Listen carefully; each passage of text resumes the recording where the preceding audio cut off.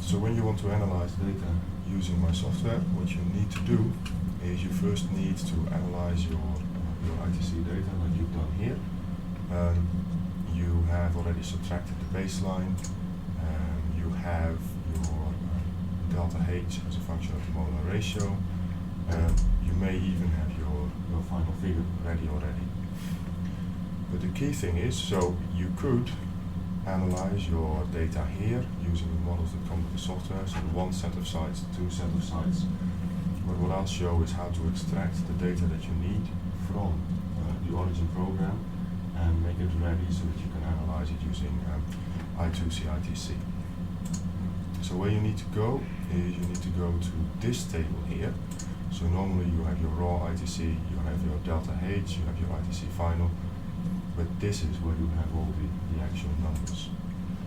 And the numbers that you need are the heat effects, which are the delta H here, and the injection volumes, which are in microliters, which are the volumes here.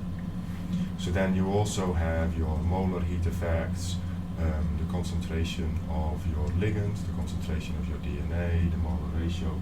But the only thing we need is the absolute basic raw data. So that is the injection volume. So these are the injection volumes here. And what you need to do is simply copy them into a text file, where the first line says that these are injection volumes. I should have done that. Where the first line says that these are injection volumes, and then you need to save this data into the folder where you're going to analyze your data. So in your case, I've made that folder already.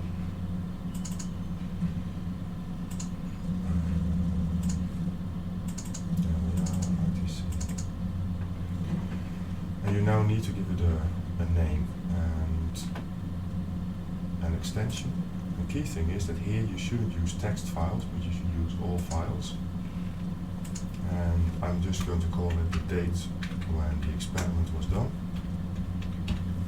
So this is 10 December, 10/12/14, exactly as it was in the original file name, .vol, because these are the volumes.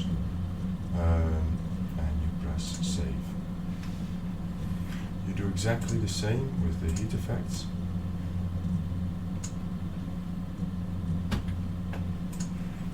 Heat effects are delta H, so I type DH and I just paste the numbers into here, and again file, save as, again make sure that it is not a text file, otherwise you get the txt extension, all files, and this one needs to have the extension DH, so 10/12/14 DH, save, that's it. So those are the two data files. Now the only other things that you need to look at is that here you had 38 injections, and there was a first injection when you refilled the syringe, which is injection number 20. So we need those numbers later on. So this is all that we need origin for, and then we can go to I2CITC now instead.